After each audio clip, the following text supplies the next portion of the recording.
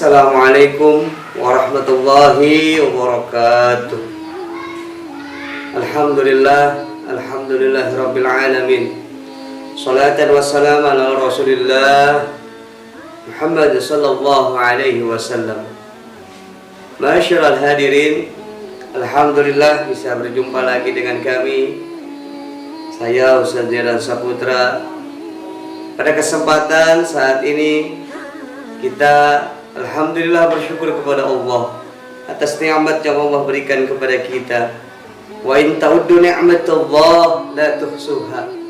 Kalaulah kita menghitung nikmat dari Allah, walaupun ranting pepohonan dijadikan penanya untuk menulis dan air laut yang ada di muka bumi ini dijadikan tintanya, maka tidak akan pernah kita dapat menghitung nikmat dari Allah Subhanahu wa taala. Bahkan Allah Subhanahu wa taala berfirman di dalam surat Al-Baqarah ayat 152, "Fazkuruni azkurkum washkuruli wala takfurun." Fazkuruni azkurkum, maka ingatlah aku, kata Allah, maka aku akan ingat kalian. Washkuruli, dan bersyukurlah kepada aku, kata Allah, wala takfurun, dan jangan sedikit pun kita kufur ingkar kepada Allah. Kalau semakin kita mengingat kepada Allah dan kemudian Allah semakin ingat kepada kita, tidak sedikit pun kita akan dilewatkan akan nikmat yang baik oleh Allah kepada kita. Setelah nikmat itu kita rasakan, kita terima, maka bersyukurlah kepada Allah. Wala takfurun, jangan kita ingkar kepada Allah. Hadirin rahimakumullah, saat ini kita harus mendekatkan diri kita kepada guru-guru kita, alimul ulama, para habaib, para asatidzah yang senantiasa mengingatkan kita untuk kebaikan, mengajarkan kita untuk kebaikan agar ibadah kita lebih baik di hadapan Allah. Oleh karena itu Rasulullah sallallahu alaihi wasallam bersabda di dalam kitab Mukhtarul Ahadits, dijelaskan, kata Rasulullah, sayati zamanun ala ummati yafirruna minal ulama wal fuqaha.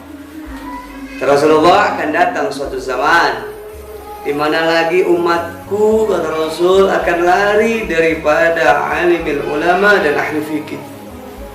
Orang-orang yang memiliki ilmu agama kita tinggalkan, orang-orang yang ahli fikih kita lari, kita tinggalkan.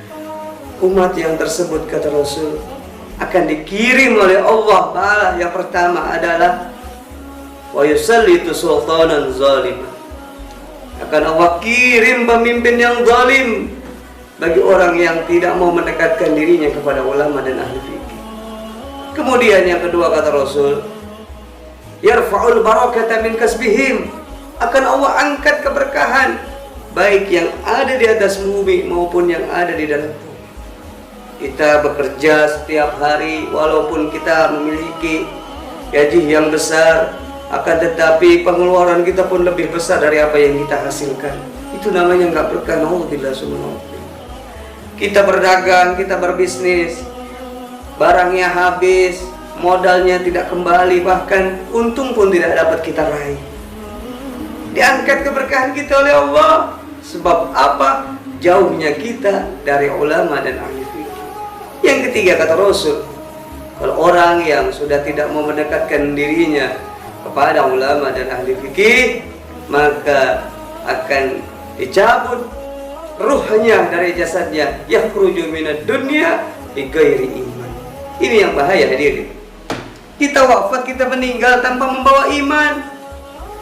Makanya ketika orang sedang sakaratul maut, diterangkan dalam kitab bahwasanya itu setan, iblis laknatullah alaihi, datang menyerupai ibu kita. Ya fulan bin fulan, aku ini ibumu. Maka wafatlah kau Yahudiyan atau Nasraniyan. Matilah engkau, wafatlah engkau dengan membawa agama Yahudi atau Nasrani. Itu setan, iblis laknatullah datang dari sebelah kanan kita menyerupai ibu kita.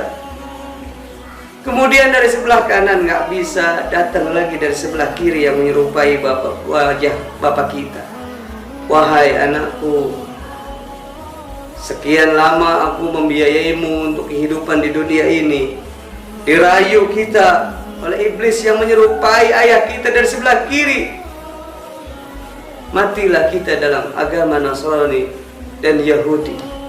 Kita disuruh wafat, mati, tidak membawa agama Islam, yakhruju minad dunya bighairi iman, nggak membawa iman sedikit pun. Karena apa? Jauhnya kita kepada alimul ulama. Dekatkan diri kita kepada alim-alim ulama, orang-orang soleh, karena keberkahan Allah akan datang kepada mereka. Bahkan Allah Subhanahu wa taala berfirman, yarfa'illahu alladhina amanu minkum walladzina utul ilma darajat. Allah akan mengangkat keberkahan, Allah akan memberikan, akan mengangkat derajat seseorang yang beriman dan berilmu dan beramal soleh. Bahkan Allah Subhanahu wa taala menjamin rizki orang yang bertakwa. Allah Subhanahu wa taala berfirman kepada kita semuanya, siapa orang yang beriman kepada Allah, wa may yattaqillaha yaj'al lahu makhraja wa yarzuqhu min haitsu la yahtasib. Siapa orang yang bertakwa kepada Allah akan diberikan rizki dari arah yang tidak disangka-sangka. Masalah, dia punya masalah, diberikan jalan keluar yang terbaik oleh Allah. Akibat apa? Ketakwaan yang selalu melekat pada dirinya. Imam Ali Karamallahu wajhah menjelaskan, imtisalu awamirillah wajtinabu nawahi. Takwa itu adalah menjalankan apa yang Allah perintahkan kepada kita dan menjauhi sejauh-jauhnya apa-apa yang Allah larang. Ada sebuah kisah hadirin. Suatu ketika ada seorang saudagar kaya. Dia hartanya berlimpah. Dipanggillah nih anak-anaknya, dikumpulkan, wahai anak-anakku, kumpul, semua kumpul. Kumpul anak-anaknya dari anak pertama sampai anak terakhir. Kemudian si bapak tersebut bicara di depan anak-anaknya, wahai anak-anakku, sebentar lagi aku akan wafat, meninggal dunia, dipanggil oleh Allah. Aku ingin mengasih hadiah kepada anak-anakku yang siap, yang sanggup untuk menemani ayah nanti di dalam kubur 40 hari 40 malam. Kalau yang siap, maka akan dikasih hadiah. Sebagian hartanya akan diserahkan kepada anak yang sanggup menemani ayahnya ketika wafat di dalam kubur untuk 40 hari 40 malam. Anaknya tidak ada yang sanggup. Kemudian anaknya bicara, bagaimana ayahku, sementara orang yang telah wafat meninggal dunia tidak bisa lagi kita temani. Cukup kita mendoakan dari rumah, berdoa agar ayah wafat dalam keadaan husnul khatimah. Kemudian ketika anaknya tidak mau, oke, kata ayahnya, akan aku kumpulkan saudara-saudaraku. Dikumpulin kakaknya, adiknya, semua saudara-saudaranya. Bikinlah sayembara si bapak tersebut. Di antara saudaraku, siapakah yang mau menemaniku nanti ketika aku wafat, maka akan aku berikan hadiah sebagian dari hartaku yang aku punya.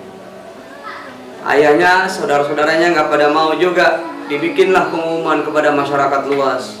Ada satu orang yang siap untuk menemani si bapak tadi ketika wafat di dalam kuburnya. Orang ini adalah orang yang biasa mencari kayu di tengah hutan. Kemudian karena memang dia tidak memiliki banyak harta, hidup dengan kesederhanaan, dia siap untuk menemani si bapak tadi yang kelak nanti wafat 40 hari 40 malam, menemaninya di dalam kubur.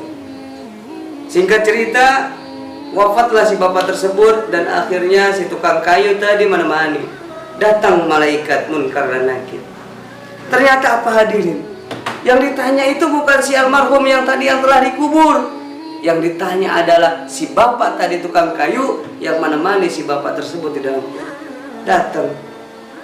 Siapa namamu? Saya Fulan bin Fulan. Apa yang kau bawa? Yang aku bawa hanyalah satu buah kampak, yang mana kampak ini aku lakukan untuk mencari kayu di tengah hutan. Dari mana kampak kau dapat? Aku dapat kampak ini karena hasil jerih payahku untuk mencari kayu, kemudian kayu tersebut aku jual kepada orang yang membutuhkan. Terus saja sampai malam terakhir, malam ke-40, yang masih ditanya adalah tukang kayu yang menemani si bapak tadi yang ada di dalam kubur. Ternyata apa hadirin? Yang ditanya itu bukanlah tukang orang yang meninggal dunia tadi, melainkan tukang kayu. Pulang selesai 40 hari 40 malam, tukang kayu tadi menemani si bapak yang tadi minta ditemani. Pulang dia ke rumahnya nih si tukang kayu, disambut dengan keluarga yang luar biasa. Bahkan ahli waris si almarhum tadi yang meninggal dunia setelah menyiapkan sebagian hartanya untuk si tukang kayu tadi. Ternyata apa hadirin? harta yang diinginkan oleh tukang kayu ditolak oleh dirinya. Kaget semuanya, kaget serentak. Bahkan keluarga si tukang kayu yang sudah senang akan mendapatkan hadiah, akhirnya apa? Ditolak itu semua. Kenapa? Karena kata tukang kayu, satu kampak yang aku punya, pertanyaan 40 hari 40 malam. Bagaimana harta yang bergelimang nanti yang aku punya akan ditanya oleh Allah. Makanya orang yang banyak hartanya jangan bangga dahulu, semua akan dihisab oleh Allah. Lakukan yang terbaik. Kita punya harta, kita berikan kepada orang-orang yang membutuhkan. Kita punya harta, kita sedekahkan. Kelak itu semua akan menjadi penolong kita setelah kita wafat. Oleh karena itu, amal zariah yang selalu mengalir ketika kita telah wafat, itu yang akan menolong kita. Terima kasih. Selalu kita mohon lindungan kepada Allah agar kelak kita selalu mendapatkan kebaikan-kebaikan dari Allah. Terima kasih. Hadanallahu wa iyyakum ajma'in. Assalamualaikum warahmatullahi wabarakatuh.